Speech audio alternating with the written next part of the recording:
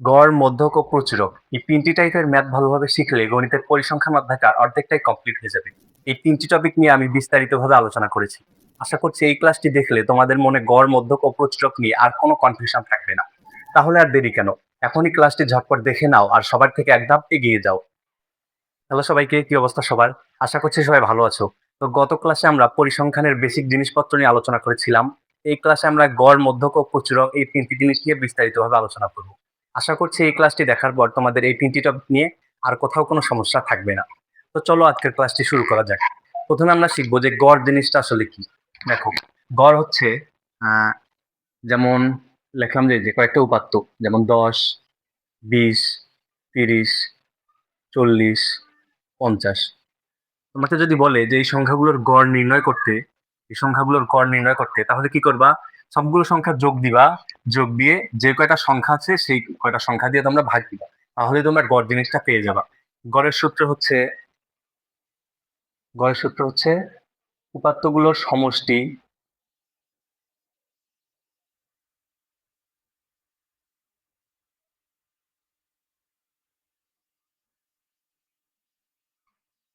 উপাত্তগুলোর সমষ্টি ভাগ উপাত্তগুলোর সংখ্যা।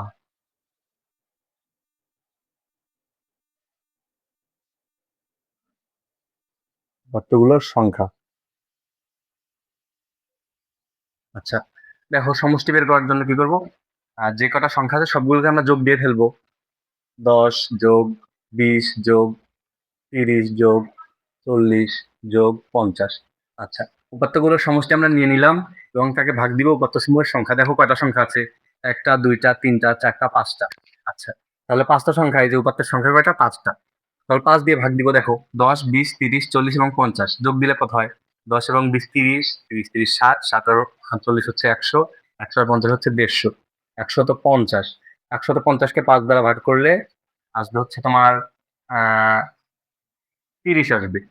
আচ্ছা, তাহলে এটাই হচ্ছে গড়। দেখো, গড় নির্ণয় করার সূত্র হচ্ছে উপাত্তগুলোর সমষ্টি ভাগ উপাত্তগুলোর সংখ্যা। কিন্তু সৃজনশীলের ক্ষেত্রে এইটা খ বা গ নাম্বারে কখনোই আসে না। এটা আসলে সর্বোচ্চ তোমাদের সৃজনশীলের ক নাম্বারে আসতে পারে অথবা সংক্ষিপ্ত প্রশ্নে আসতে পারে। ঠিক আছে? এবং এখন হচ্ছে তোমাদের সৃজনশীলের খ নাম্বারে বা গ নাম্বারে যেটা আসতে পারে সেটা হচ্ছে তোমাদের গাণিতিক গড় অথবা সংক্ষিপ্ত পদ্ধতির গড়। কিন্তু এটা কখনোই সিকিউ এর খ বা গ নাম্বারে আসে না, কারণ এটা খুবই সহজ। দেখো, এটা এক চটকিতেই করে ফেলা যায়। ঠিক আছে? তো এখন আমরা দেখবো যে গাণিতিক গড়টা কিভাবে নির্ণয় করতে হয়।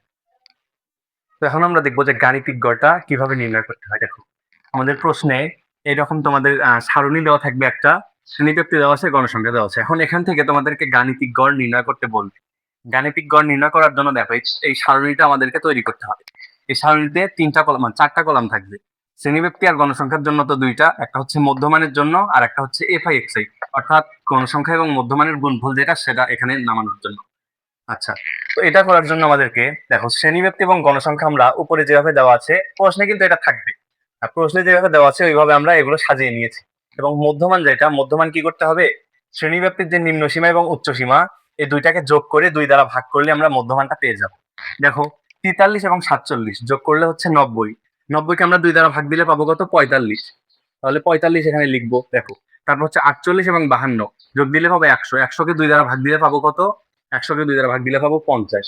আচ্ছা, তো এখন দেখো তোমাদের শ্রেণীগুলোতে শ্রেণী ব্যবধান আছে হচ্ছে ৫। দেখো ৪৩ থেকে ৪৭, ৪৩, ৪৪, ৪৫, ৪৬, ৪৭, ৫টা কিন্তু এখানে। এটা থেকে এটা বাদ দিলেই শুধু হবে না, ৪৩ও কিন্তু এই শ্রেণীর অন্তর্ভুক্ত, তাই জন্য এখানে শ্রেণী ব্যবধান হচ্ছে ৫। দেখো শ্রেণী ব্যবধান ৫ না, যদি ৫ হয় তার মানে এখানে ৪৫ থেকে ৫ করে বাড়বে, ৫ করে ৫০ বাড়ছে, তাহলে এখন কত হবে? ৫৫। আচ্ছা, ৫৫ পরে কত হবে? ৬০, তারপরে হচ্ছে ৬৫। ওকে, এইভাবে। আচ্ছা, এখন মধ্যমানটা বের করার পর আমাদেরকে এফআই এক্সআই এর মানটা বের করতে হবে। এফআই এক্সআই, দেখো এফআই আর এক্সআই এর গুণফল হচ্ছে তোমার এফআই এক্সআই। আচ্ছা, ৫ আর হচ্ছে ৪৫, দেখো ৫ হচ্ছে এফআই এবং এক্সআই হচ্ছে ৪৫, তাহলে ৫ আর ৪৫ গুণ করলে হবে হচ্ছে ২২৫। ২২৫। দেখো, গণসংখ্যা এবং মধ্যমানের গুণফলটা আমরা এখানে নামিয়ে নেব। তারপর হচ্ছে ৬ এবং ৫০, দেখো ৬ এবং ৫০ এর গুণফল কত? ৩০০, তাহলে ৩০০টা এখানে নিব। আচ্ছা, ৩০০। তারপর হচ্ছে ১৩ এবং ৫৫, ১৩ এবং ৫৫ এর গুণফল হচ্ছে ৭১৫। আচ্ছা, তারপর ১৭ এবং ৬০, ১৭ এবং ৬০ এর গুণফল কত সেটা আমরা এখানে নামিয়ে নেব। এরপর হচ্ছে 10 এবং 65 গুণফল হচ্ছে 650। ওকে, আচ্ছা। এইভাবে আমরা এক্স আই এর মানগুলো আমরা এইভাবে বের করে নিব। এরপর দেখো, এরপর হচ্ছে summation of F I x I এর মানে হচ্ছে, সামেশন মানে হচ্ছে যোগফল। এখানে এফ আই এক্স আই এর যে মানগুলো আমরা নিয়েছি, এগুলোর যোগফলটা আমরা এখানে নামিয়ে নেব। দেখো, এই যে যতগুলো সংখ্যা, এগুলোর যোগফলটা আমরা এখানে নামিয়ে নেব। আচ্ছা, তো যোগ করে দেখা যাক। দেখো, এখানে আসবে 2910। দেখো, এই সবগুলো সংখ্যার যোগফল summation of F I x I বের হচ্ছে 2910। আচ্ছা, এরপর হচ্ছে এন এর মানটা আমাদের প্রয়োজন। এন হচ্ছে তোমাদের মোট গণসংখ্যা, যেটা গণসংখ্যা যতগুলো, গণসংখ্যাগুলো যোগ করলে যেটা আসবে সেটাই হচ্ছে মোট গণসংখ্যা। মোট গণসংখ্যাকে এন দ্বারা প্রকাশ করা হয়। 51 আসবে এন এর মান। আচ্ছা, 5 আর 6 11, 11 আর হচ্ছে 13 24 34 17 51, ঠিক আছে। আচ্ছা, তো এখন আমরা অঙ্কটা কিভাবে করবো? এই অঙ্কের জন্য একটা সূত্র প্রয়োজন। এই অঙ্কের জন্য একটা সূত্র প্রয়োজন গাণিতিক গড়ের জন্য। গাণিতিক গড়ের সূত্রটা হচ্ছে, দেখো, গাণিতিক গড়ের সূত্রটা হচ্ছে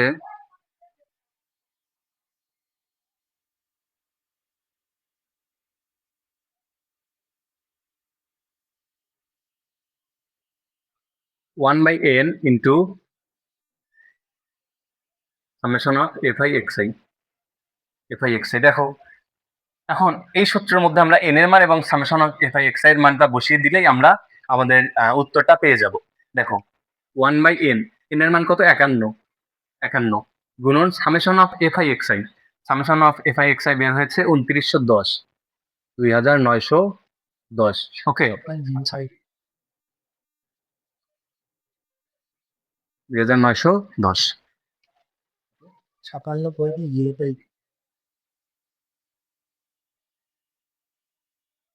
তো এটাকে দেখো, আচ্ছা, এটা কিন্তু হচ্ছে তোমাদের লবের সাথে গুণন হবে। লব, এটা যেহেতু এটাও যেহেতু লবের মধ্যে আছে, লব আর লব গুণ হবে, হর আর হর গুণ হবে। 2910কে আমরা 51 দ্বারা ভাগ করলে 57.58 পাবো। এখানে কি বুঝতে কোনো সমস্যা আছে? সমস্যা থাকার কথা না। তো আমরা এইভাবে গাণিতিক গড়টা নির্ণয় করতে পারি। দেখো, গাণিতিক গড়ের সূত্র হচ্ছে 1/n, এটাকে গুণ করতে হবে summation of F I x এর দ্বারা। তাহলে আমরা এই যে এন এর মান এবং summation of F I x এর মানটা বসিয়ে দিলে আমরা গাণিতিক গড়টা পেয়ে যাব। আচ্ছা, এরপর আমরা দেখবো হচ্ছে সংক্ষিপ্ত পদ্ধতিতে গড়, যেটা সব থেকে গুরুত্বপূর্ণ। তো এখন আমরা দেখবো যে সংক্ষিপ্ত পদ্ধতিতে গড় কিভাবে নির্ণয় করতে হয়। দেখো, আমাদেরকে সারণী দেওয়া থাকবে যে কোনো একটা, এইভাবে শ্রেণীব্যাপ্তি এবং গণসংখ্যার সারণী। আচ্ছা, তো এই সারণী থেকে সংক্ষিপ্ত পদ্ধতিতে গড় নির্ণয় করতে হলে আমাদেরকে এরকম একটা সারণী তৈরি করতে হবে যেখানে 5টা কলাম থাকবে। শ্রেণীব্যাপ্তি গণসংখ্যার জন্য তো এই দুটা থাকবে, এই দুটো আমরা তুলে নেব প্রথমে। তারপর হচ্ছে মধ্যমান লাগবে এখানে এফ আই এক্স আই, একটা আনুমানিক গড় ধরে নেওয়ার জন্য। আর হচ্ছে ধাপ বিচ্যুতি লাগবে এবং এফ আই ইউআই, অর্থাৎ গণসংখ্যার যে এফ আই এবং ধাপ বিচ্যুতি ইউআই, এই দুইটার গুণফল। গণসংখ্যা এবং ধাপ বিচ্যুতির গুণফলকেই এফ আই ইউআই দ্বারা প্রকাশ করে। আমরা এখানে গুণফলটা লিখবো এবং summation of F I U I এখানে নামিয়ে নেব। আচ্ছা, এবং এন এর মানটাও এখানে শেষে নামিয়ে নেব। দেখো, এখানে মধ্যমানটা কিভাবে নামিয়েছি? এই যে শ্রেণীব্যাপ্তির নিম্ন সীমা এবং উচ্চ সীমা যোগ করেছি, তাকে 2 দ্বারা ভাগ করেছি। দেখো, 36 এবং 40কে যোগ করলে হয় 76, 76কে 2 দ্বারা ভাগ করলে হয় 38, ঠিক আছে। এখানে যেহেতু শ্রেণী ব্যবধান 5, সেহেতু 38 থেকে 5 বাড়ালে হবে 43, তারপর 48, 53, 58, এইভাবে মধ্যমানগুলো বসিয়ে নেব এবং গণসংখ্যা প্রশ্নতে দেখে আমরা এইভাবে তুলে নেব। এরপর হচ্ছে ধাপ বিচ্যুতি। আচ্ছা, ধাপ বিচ্যুতি আমরা কিভাবে ধরবো? দেখো, এখানে কয়টা শ্রেণী আছে? শ্রেণী আছে এখানে 1টা 2টা 3টা 4টা 5টা শ্রেণী। তাহলে আমাদেরকে দেখো, সবসময় মাঝখানের যে কলামটা, সেখান থেকে আমাদেরকে ধাপ বিচ্যুতির মান 0 ধরে নিতে হবে। আচ্ছা, যেহেতু এখানে 5টা শ্রেণী, তার মানে 3 নাম্বার কলামটা কি মাঝখানে? দেখো, এই যে 3 নাম্বার কলামটাতে আমাদেরকে 0 ধরে নিতে হবে। এর উপরে দেখো দুইটা, এর উপরে হচ্ছে 2টা কলাম, নিচে হচ্ছে 2টা কলাম। যখন এরকম থাকবে তখন আমরা সেখানে 0 ধরে নেব। কিন্তু প্রশ্ন হলো, যখন শ্রেণীর সংখ্যা যখন 5টার পরিবর্তে 6টা হবে, তখন কি করব? তখন আমরা হয়তো 3 নাম্বার না হলে 4 নাম্বার শ্রেণীটাকে আমরা আনুমানিক গড় ধরে নিব। আচ্ছা, তো আমরা এই যে 0 যেখানে বসাবো, সেটাই হচ্ছে আমাদের আনুমানিক গড়। আনুমানিক গড় হচ্ছে আমাদের মধ্যমান, যেটা মধ্যমানের এখানে আনুমানিক গড় ধরে নিতে হবে। ধাপ বিচ্যুতিতে আমরা এই যে এই শ্রেণীতে আমরা 0 বসিয়েছি, দেখো, এই শ্রেণীতেই আমরা আনুমানিক গড় ধরে নেবো। এটা হচ্ছে এ। এ মানে হচ্ছে আনুমানিক গড়। আনুমানিক গড় আমরা 48 ধরে নিলাম। দেখো, যেহেতু 5টা শ্রেণী, 3 নাম্বার শ্রেণীটা আমরা ধরে নিব।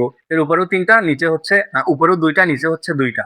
আচ্ছা, যেখানে 0 ধরে নেব তার উপরে হচ্ছে -1 এবং তার উপরে -2, এইভাবে মাইনাসের দিকে উপরের মানগুলো যাবে এবং নিচে হচ্ছে 1 এবং 2।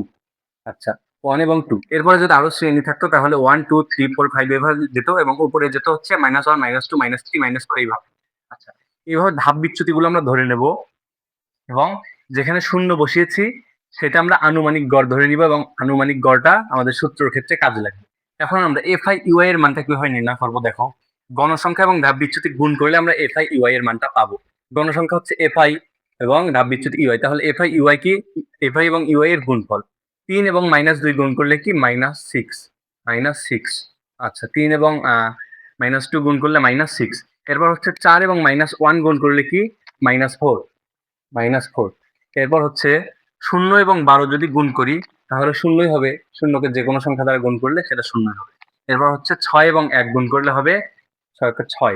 এরপর হচ্ছে 3 এবং 2 কে গুণ করলে হবে 3 দুগুণে 6, 6। ওকে, আচ্ছা এটা হচ্ছে 6 গুণন 1। তো 6 গুণন 1 ভুল করে 1 লিখে ফেলছিলাম, সরি, এটা 6 হবে। আচ্ছা, তাহলে এখন আমরা এগুলোকে যোগ করব। দেখো এখানে তো 0, এখানে প্লাসের গুলো দেখো, প্লাসের গুলো 6 এবং 6 12 এবং মাইনাসের গুলো 6 এবং 4 -10 হয়, -10 এবং হচ্ছে +12। এখন +12 থেকে মাইনাস যদি 10 করি তাহলে থাকবে 2, তাহলে সামেশন অফ এফআই ইউআই হবে 2। এখন সূত্রটা আমরা বসাই, সূত্রটা হচ্ছে এরকম যে সংক্ষিপ্ত পদ্ধতিতে গড়ের সময়, সংক্ষিপ্ত পদ্ধতিতে গড়, সংক্ষিপ্ত পদ্ধতিতে গড় নির্ণয় করার সময় আমাদেরকে সংক্ষিপ্ত পদ্ধতিতে গড় এটাকে এক্স বার ধরে নেওয়া হয়, এক্স বার। আচ্ছা এক্স বার সমান সমান কি a plus summation of FI u i divide by n into h. দেখো এখানে এ মানে হচ্ছে আমরা আনুমানিক গড় যেটাকে ধরে নিয়েছি এটা হচ্ছে এ, এর মান কত 48 এবং সামেশন অফ এফআই ইউআই, এই যে সামেশন অফ এফআই ইউআই আমরা 2 বের করেছি এবং এন এর মান কত, এন এর মান হচ্ছে গণসংখ্যাগুলো সবগুলো যোগ করে যেটা হবে সেটা হচ্ছে এন এর মান। এন হচ্ছে মোট গণসংখ্যা বোঝায়, 3 আর 4 7, 7 আর 12 হচ্ছে 19, 19 আর 6 হচ্ছে 25, 25 আর 3 28, তাহলে 28 হবে আমাদের এন এর মান। ওকে, এন এর মান কত 28, এন এর মান হচ্ছে মোট গণসংখ্যা যেটা সেটা। এবং এইচ হচ্ছে, এইচ হচ্ছে আমাদের শ্রেণীব্যাপ্তির যে পার্থক্য সেটা, শ্রেণীব্যাপ্তি। দেখো শ্রেণীব্যাপ্তি কিভাবে বের করতে হয়, দেখো পরবর্তী শ্রেণীর যে নিম্নসীমা থেকে পূর্ববর্তী শ্রেণীর নিম্নসীমা বাদ দিলে যেটা হবে সেটা হচ্ছে শ্রেণীব্যাপ্তির মান। দেখো 41 থেকে 36 বাদ দাও 5 থাকবে, 46 থেকে 41 বাদ দাও 5 থাকবে, 51 থেকে 46 বাদ দাও 5 থাকবে। প্রত্যেকটা শ্রেণীর নিম্নসীমা থেকে তার পূর্ববর্তী শ্রেণীর নিম্নসীমা বাদ দিলে আমরা 5 করে পাচ্ছি, তার মানে এখানে শ্রেণীব্যাপ্তির মান হচ্ছে 5। এইচ হচ্ছে আমাদের 5, এখানে এইচকে শ্রেণীব্যাপ্তি বলা হয়। আচ্ছা এখন আমরা মানগুলো বসাই, দেখো অঙ্কটা করার জন্য আমাদেরকে মানগুলো বসাতে হবে। দেখো এর মান কোনটা, এর মান হচ্ছে আমাদের 48। আচ্ছা বসাই, এর মান হচ্ছে 48, 48 plus summation of FI U I, summation of FI U I এখানে হচ্ছে 2, 2 এবং এন এর মান হচ্ছে 28, এন এর মান 28 কিন্তু এইচ, এইচ কত আমরা এখনই পেলাম, এইচ হচ্ছে 5, প্রত্যেকটা শ্রেণীতে 5 করে ব্যবধান আছে, এইচ এর মান 5। তাহলে আমরা এটা অঙ্কটা করে দেখি এখন। এই যে 5 হচ্ছে 2 এর সাথে গুণ হবে 48 প্লাস 5 দুগুণে 10/28। আচ্ছা 10কে 28 দ্বারা 10কে 28 দ্বারা ভাগ করলে যেটা থাকবে সেটা হচ্ছে 48 এর সাথে যোগ হবে। আচ্ছা তো আমরা এটা ক্যালকুলেট করছি।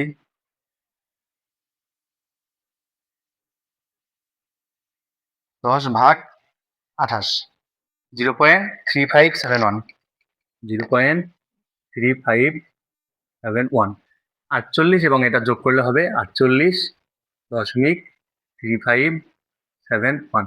এটা হচ্ছে আমাদের সংক্ষিপ্ত পদ্ধতিতে গড়ের মান, এটা হচ্ছে আমাদের নির্ণয় গড় যেটা সেটা। এইভাবে সংক্ষিপ্ত পদ্ধতিতে গড়টা নির্ণয় করতে হয়। আচ্ছা এরপর আমরা দেখবো যে মধ্যক কিভাবে নির্ণয় করতে হয়। তো এখন আমরা দেখবো যে মধ্যক কিভাবে নির্ণয় করতে হয়। দেখো মধ্যক দুই ভাবে নির্ণয় করা যায়, যদি যদি সারণীবদ্ধভাবে ডেটাগুলো দেওয়া থাকে তাহলে একভাবে করতে পারি এবং যদি অসারণীবদ্ধভাবে দেওয়া থাকে তাহলে একভাবে করতে পারি। এখন আমরা দেখবো যে অসারণীবদ্ধভাবে যদি ডেটা দেওয়া থাকে তাহলে কিভাবে করবো। দেখো আমাদেরকে যদি এরকম কিছু উপাত্ত দিয়ে রাখে,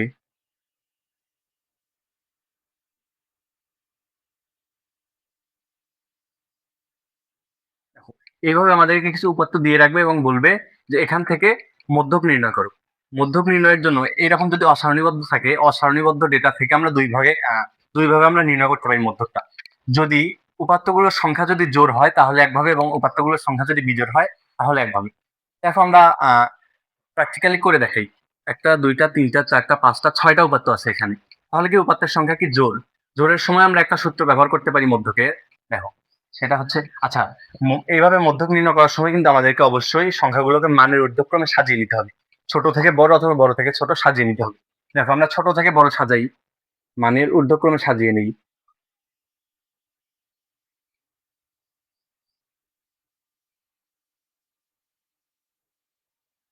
মানের ঊর্ধ্বক্রমে সাজিয়ে নিই। দেখো মানের ঊর্ধ্বক্রমে সাজালে দেখো 17 হচ্ছে সব থেকে ছোট, তারপর হচ্ছে 18 আসবে, ঠিক আছে, তারপর হচ্ছে 19 আসবে, তারপর হচ্ছে 20 আসবে, তারপর হচ্ছে 21 আসবে এবং তারপর শেষে 25 আসবে। দেখো এইভাবে আমরা মানের ঊর্ধ্বক্রমে সাজিয়ে নিব। এরপর এরপর আমাদেরকে সূত্রটা প্রয়োগ করতে হবে। দেখো এখানে যেহেতু 6টি উপাত্ত আছে, তাহলে উপাত্তের সংখ্যা জোড় আছে। জোড় থাকলে আমরা কিভাবে মধ্যকটা নির্ণয় করতে পারি? দেখো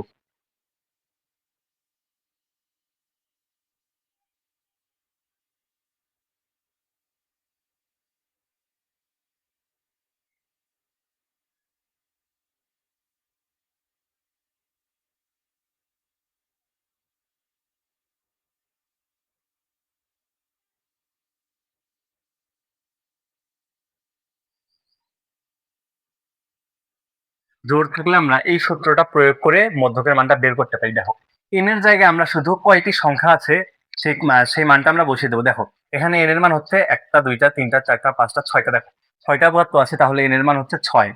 এই সূত্রের মধ্যে আমরা এন এর মানটা বসিয়ে দিলেই আমরা মধ্যকটা নির্ণয় করতে পারবো। দেখো এন এর মান হচ্ছে 6, তাহলে 6/2 ও 6/2 যোগ 1 সমপদের যোগফল।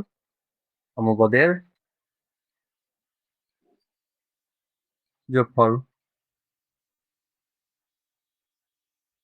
ভাগ হচ্ছে 2। আচ্ছা, ভাগ 2। দেখো 6/2 কত? 3। 3তম পদ এবং তোমাদের হচ্ছে 4তম পদ। দেখো 6/2 কত? 3। 3 + 1 4। তাহলে 3তম 4তম পদের যোগফল। তাহলে 3তম পদ, দেখো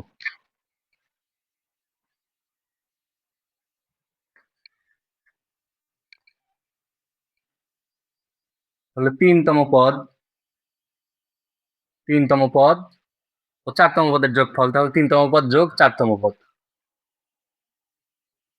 4তম পদ, দেখো এটাকে হচ্ছে 2 দ্বারা ভাগ করব। 3তম পদ কোনটা সেটা কিভাবে বের করবো? দেখো আমরা মানের ঊর্ধ্বক্রমে তো সাজিয়ে নিয়েছি। এখানে দেখো 1 2 3, দেখো 3তম পদ হচ্ছে 19 এবং 4তম পদ হচ্ছে 20। তাহলে 3তম পদের মান বসাবো 19 এবং 4তম পদ হচ্ছে 20। এটাকে হচ্ছে 2 দ্বারা ভাগ। দেখো তাহলে 19 এবং 20 যোগ করলে হয় হচ্ছে 39 এবং তাকে 2 দ্বারা ভাগ, 39কে 2 দ্বারা ভাগ দিলে আমরা পাবো হচ্ছে আহ 19.5। দেখো এখানে 19.5 হচ্ছে আমাদের মধ্যকের মান। তো অসারণীবদ্ধভাবে যদি ডেটা দেওয়া থাকে এবং উপাত্ত সমূহের সংখ্যা যদি জোড় হয়, তাহলে আমরা এইভাবে মধ্যকটা নির্ণয় করব। এই সূত্রটা খুবই খুবই ইম্পর্টেন্ট, ঠিক আছে? এই সূত্রটা তোমাদের সংক্ষিপ্ত প্রশ্নের মধ্যে খুবই কাজে লাগবে। সংক্ষিপ্ত প্রশ্ন এবং সিকিউরিট ক নাম্বার প্রায় সময় আমাদেরকে উপাত্তের সংখ্যা জোড় দেওয়া থাকে এবং সেখান থেকে মধ্যক নির্ণয় করতে পারে। এটা খুব ভালো করে করবা। আচ্ছা, তো এখন আমরা দেখব যে অসারণীবদ্ধ ডেটার ক্ষেত্রে যদি মধ্যকের উপাত্তের মান যদি বিজোড় থাকে, তাহলে আমরা কিভাবে মধ্যকটা নির্ণয় করতে পারি। দেখো আমাদেরকে যদি এইভাবে কিছু উপাত্ত দেওয়া থাকে,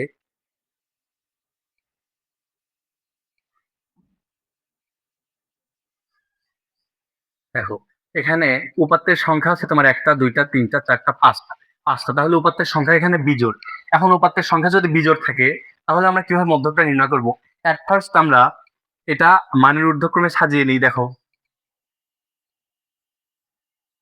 মানের ঊর্ধ্বক্রমে সাজাই।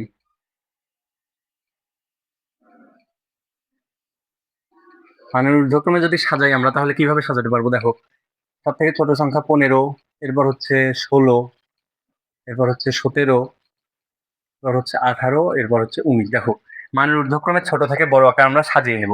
এরপর যেহেতু বিজোড় সংখ্যা, এখানে মধ্যকের সূত্রটা হবে এরকম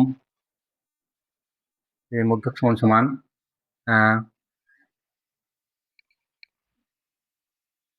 n যোগ 1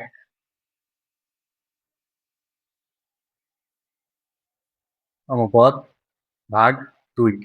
আচ্ছা আচ্ছা আচ্ছা, এটা n যোগ 1 ভাগ 2 সমপদ, এটা হচ্ছে মধ্যকের মান। দেখো n যোগ 1, n এর মান কত এখানে? দেখো যে কয়টা উপাত্ত আছে সেটা n এর মান। 1টা 2টা 3টা 4টা 5টা, 5টা উপাত্ত, তাহলে n এর মান কত? 5। 5 + 1, আচ্ছা এটা বাংলা লিখেছি, সরি। আচ্ছা 5 + 1 ভাগ কত? 2। এততম পদ। এততম পদের মান হচ্ছে মধ্যক। ৫ প্লাস ২ হচ্ছে ৬, ৬ কে ২ দ্বারা ভাগ দিলে কত? ৫ প্লাস ১ ৬, ৬ কে ২ দ্বারা ভাগ দিলে হচ্ছে ৩। তাহলে ৩ তম পদ দেখো, ৩ তম পদের মান হচ্ছে মধ্যক। ৩ তম পদ। ১, ২, ৩ দেখো মানের ঊর্ধ্বক্রমে যেখানে আমরা সাজিয়েছি ওখানে দেখবো যে ৩ তম পদ কোনটা? ১, ২, ৩, ৩ তম পদ হচ্ছে ১৭। তার মানে ১৭ হচ্ছে আমাদের মধ্যকের মান। ওকে? এইভাবে আমরা অসারণীবদ্ধ ডেটার ক্ষেত্রে যদি উপাত্তের সংখ্যা যদি বিজোড় সংখ্যক থাকে তাহলে আমরা এইভাবে মধ্যকটা নির্ণয় করব। ওকে? তো এখন আমরা দেখব যে যখন সারণীবদ্ধ ডেটা থাকে তখন আমরা কিভাবে মধ্যকটা নির্ণয় করতে পারি। তো এখন আমরা দেখব যে সারণীবদ্ধ ডেটার ক্ষেত্রে আমরা কিভাবে মধ্যকটা নির্ণয় করতে পারি। দেখো, কিভাবে আমাদেরকে যখন সারণীবদ্ধভাবে ডেটা দেওয়া থাকবে তখন আমরা মধ্যক নির্ণয় করতে আমাদেরকে শুধু একটা জিনিসই লাগবে, সেটা হচ্ছে ক্রমযোজিত গণসংখ্যা। ঠিক আছে? শ্রেণীব্যাপ্তি এবং গণসংখ্যা আমরা এটা দেখে দেখে তুলে ফেলবো এবং এখন আমাদেরকে ক্রমযোজিত গণসংখ্যাটা নির্ণয় করতে হবে। আচ্ছা দেখো, ক্রমযোজিত গণসংখ্যা নির্ণয় করার যে জিনিসটা সেটা আমরা বিগত ক্লাসে দেখিয়েছিলাম, তবু এখানে বলছি। দেখো, এখানে প্রথম শ্রেণীর গণসংখ্যা যেটা ৫ সেটা লিখে ফেলবো এবং পরবর্তী শ্রেণীর যে গণসংখ্যা ৮, এই যে এই ৫ এর সাথে ৮ টা আমরা যোগ করব। ৫ আর ৮ হচ্ছে ১৩। ঠিক আছে? এখন এখানে যে যোগফলটা আসলো ১৩, এটার সাথে আবার পরবর্তী শ্রেণীর গণসংখ্যা যোগ। ১৩ আর ১৫ হচ্ছে ২৮। আচ্ছা, এই ২৮ যে আসলো ২৮ এর সাথে আবার পরবর্তী শ্রেণীর গণসংখ্যা যোগ। ২৮ আর ২০ হচ্ছে ৪৮। ৪৮ এর সাথে আবার পরবর্তী শ্রেণীর গণসংখ্যার যোগ। ৪৮ আর ১০ ৫৮। আচ্ছা। তো গণসংখ্যার হচ্ছে মোট গণসংখ্যার মান হচ্ছে n। আচ্ছা, n এর মানটা আমরা নামিয়ে নেব। সবগুলো গণসংখ্যা যোগ করলে যেটা হবে সেটা হচ্ছে n এর মান। ৫ আর ৮ ১৩, ১৩ আর ১৫ হচ্ছে ২৮। আচ্ছা দেখো, ক্রমযোজিত গণসংখ্যার শেষ শ্রেণীতে যেই ক্রমযোজিত গণসংখ্যাটা আসবে সেইটাই হচ্ছে আমাদের মোট গণসংখ্যার সমান হবে। বুঝছো? এই যে শেষ শ্রেণীতে যেটা ৫৮ আসছে, ৫৮ই হবে আমাদের মোট গণসংখ্যার সমান। সবগুলো চাইলে যোগ দিয়ে দেখতে পারো যেটা আসলে সঠিক কিনা। ৫৮।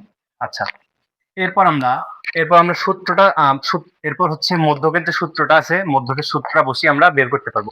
কিন্তু এখানে কিছু বিষয় আছে। দেখো, এখানে আমরা এখানে মধ্যকের সূত্রটা হচ্ছে l plus n/2 minus fc into h/fn। l এর মান হচ্ছে আমাদের যে মধ্যক শ্রেণীর নিম্ন সীমা, সেটা হচ্ছে l এর মান। এখন সেটা আমরা কিভাবে বের করব? দেখো, এখানে n সমান ৫৮ আসছে না? দেখো, এখানে n সমান হচ্ছে ৫৮ এবং n/2 সমান সমান হচ্ছে ৫৮/2 সমান সমান ২৯ আছে। দেখো, এই ২৯ দেখো যে কোন শ্রেণীতে অবস্থিত। দেখো, ৫ ক্রমযোজিত গণসংখ্যা। দেখো, ৫, ৫ এর পরে হচ্ছে ১৩, তারপর হচ্ছে ২৮। ২৮ এর পরেই তো অবস্থিত নাকি? ২৯ হচ্ছে ২৮ এর পরে যে শ্রেণীটা আছে সেখানেই তো অবস্থান করছে। ২৮ পর্যন্ত যে উপাত্তগুলো আছে সেটা হচ্ছে এই যে প্রথম ৩ টা শ্রেণীর মধ্যে। কিন্তু এই যে ২৮ এর পরে ২৯ থেকে ৪৮ পর্যন্ত যেটা সেটা হচ্ছে এই শ্রেণী। দেখো, তাহলে ২৯ কোন শ্রেণীতে অন্তর্ভুক্ত হবে? এই যে এই শ্রেণীতে। দেখো, এই শ্রেণী কোনটা? এই শ্রেণী হচ্ছে ৬১ থেকে ৬০। তাহলে দেখো ২৯। তাহলে এখানে আমরা লিখব যে ২৯ গণসংখ্যা, ২৯ গণসংখ্যার অবস্থান অবস্থান কোন শ্রেণীতে? ২৯ গণসংখ্যার অবস্থান হচ্ছে ৬১ থেকে ৭০। ৬১ থেকে ৭০ শ্রেণীতে। ওকে? শ্রেণীতে। তাহলে ৬১ থেকে ৭০ হচ্ছে এখানে মধ্যক শ্রেণী এবং মধ্যক শ্রেণীর যে নিম্ন সীমা ৬১, এই ৬১ হচ্ছে l এর মান। আচ্ছা, এবং এই সূত্রতে n লাগবে, n তো আমরা পেয়েছি এবং fc, h এবং fm এই ৩ টা জিনিস বোঝাচ্ছি। fc হচ্ছে, দেখো, এখানে মধ্যক শ্রেণীর যে ক্রমযোজিত গণসংখ্যা, মধ্যক শ্রেণীর যে ক্রমযোজিত গণসংখ্যা দেখো, এটা হচ্ছে মধ্যক শ্রেণী ৪৮। মধ্যক শ্রেণীর ক্রমযোজিত গণসংখ্যা যে আগের শ্রেণীর ক্রমযোজিত গণসংখ্যা ২৮, এটা হচ্ছে fc এর মান। ওকে, এটা হচ্ছে fc এর মান। fc, এটা হচ্ছে fc এর মান। আচ্ছা, এরপর হচ্ছে fm। fmটা হচ্ছে যে মধ্যক শ্রেণীর গণসংখ্যা হচ্ছে fm। এটা হচ্ছে fm। fm fm হচ্ছে মধ্যক শ্রেণীর গণসংখ্যা এবং fc হচ্ছে মধ্যক শ্রেণীর ক্রমযোজিত গণসংখ্যা আগের শ্রেণীর ক্রমযোজিত গণসংখ্যা, সেটা হচ্ছে fc। এবং h তো জানো, h হচ্ছে শ্রেণী ব্যবধান। ৩১ থেকে ৪০ পর্যন্ত শ্রেণী ব্যবধান হচ্ছে ১০। দেখো, ৪০ থেকে ৩১ বাদ দিলে আসবে হচ্ছে ৯, তার সাথে ১ যোগ করবো তাহলে আমরা শ্রেণী ব্যবধান পেয়ে যাবো। তাহলে পাবো হচ্ছে ১০। এখানে বা এই যে পরবর্তী শ্রেণীর যে উচ্চসীমা, পরবর্তী শ্রেণীর যে নিম্নসীমা সেটা থেকে পূর্ববর্তী শ্রেণীর নিম্নসীমা বিয়োগ করলে আমরা শ্রেণীব্যাপ্তিটা পেয়ে যাবো ১০। আচ্ছা, এখন আমরা সূত্রটা বসাই। দেখো, সূত্রটা হচ্ছে এরকম।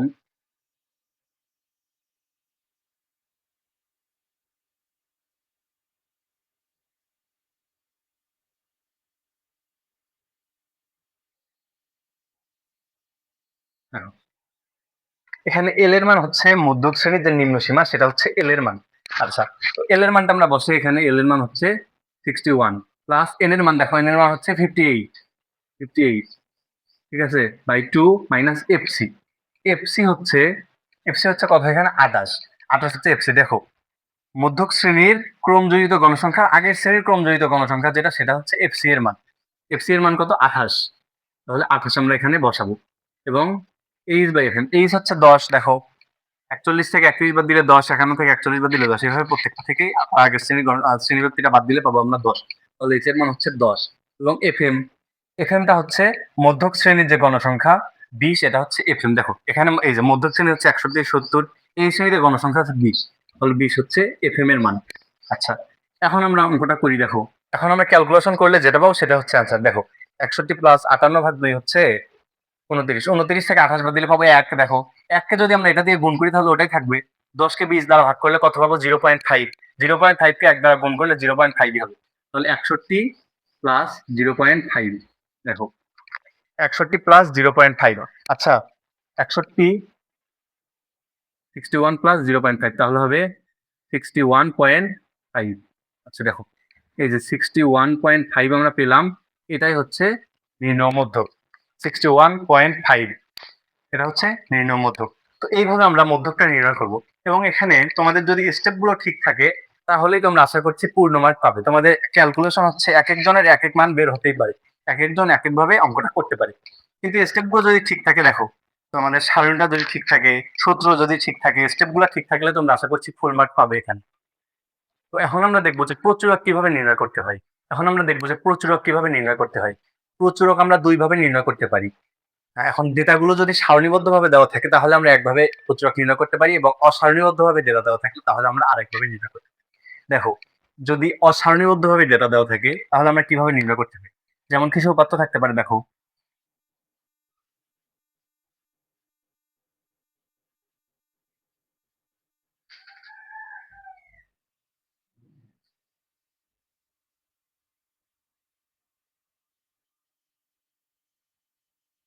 এইভাবে যদি কিছু ডেটা দেওয়া থাকে তাহলে আমরা এখান থেকে কিভাবে প্রচুরক নির্ণয় করবো? দেখো, এখানে প্রচুরক নির্ণয় করার সময় আমরা দেখবো যে কোন উপাত্তটা একের অধিকবার দেওয়া আছে এবং কোন উপাত্তটা সর্বোচ্চ বার দেওয়া আছে, সেটাই হবে আমাদের প্রচুরকের মান। এখানে দেখো, 5 সংখ্যাটা একবার দুইবার আছে, 6 আছে হচ্ছে একবার দুইবার তিনবার আছে, তাহলে সর্বোচ্চ কোনটা আছে? 6। 6 হচ্ছে তিনবার আছে, সব থেকে বেশি বার যেটা আছে সেটাই হচ্ছে প্রচুরকের মান। তো এখানে এখানে 6 হচ্ছে তিনবার আছে এবং 5 হচ্ছে দুইবার আছে, তারপর 7 আছে একবার, 8 আছে একবার, 9 আছে একবার, তাহলে এখানে প্রচুরক কত হবে? এখানে প্রচুরক হবে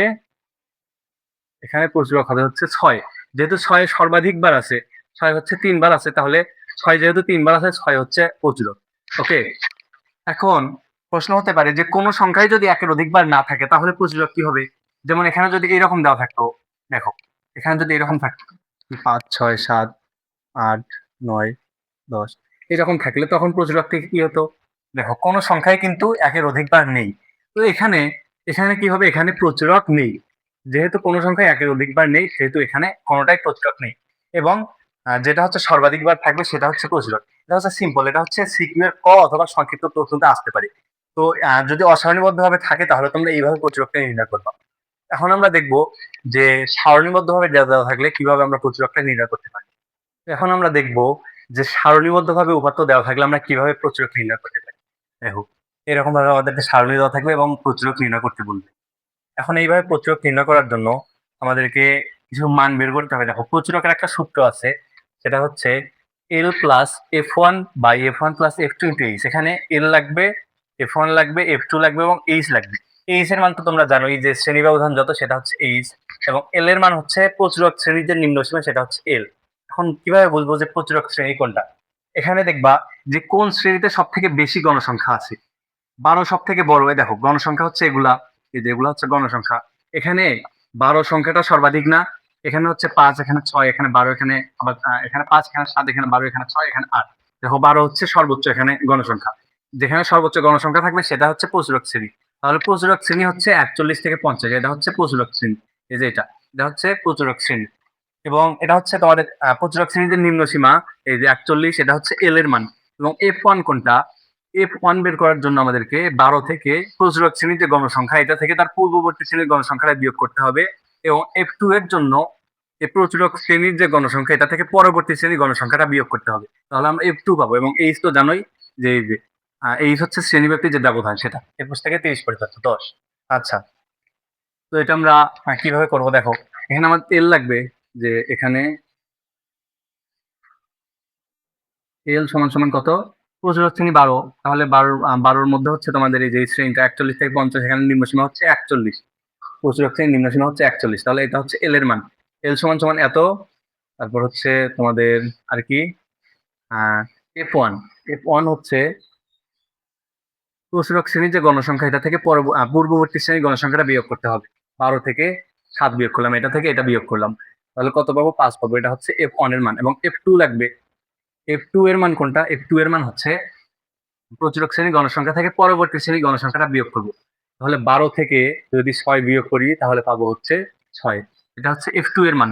এবং আমাদের একটা জিনিস লাগবে সেটা হচ্ছে H। আচ্ছা, H সমান সমান হচ্ছে দেখো দেখো এই শ্রেণীর নিম্নসীমা 21, এই শ্রেণী হচ্ছে 31, এখানে হচ্ছে 41, তাহলে 10 করে বাড়ছে, তাহলে 10 হচ্ছে আমাদের শ্রেণীব্যাপ্তির মান, 10 হচ্ছে শ্রেণীব্যাপ্তি। এখন আমরা সূত্রটা বসাই, দেখো দেখো প্রচুরকের সূত্র হচ্ছে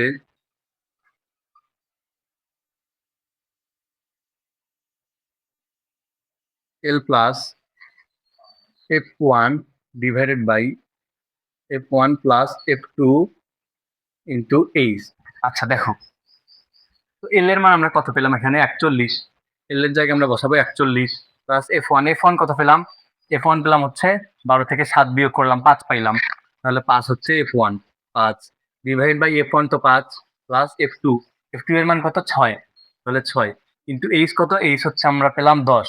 আচ্ছা, এখন অঙ্কটা করি, দেখো এখন ক্যালকুলেশন করলে আমরা উত্তরটা পেয়ে যাব।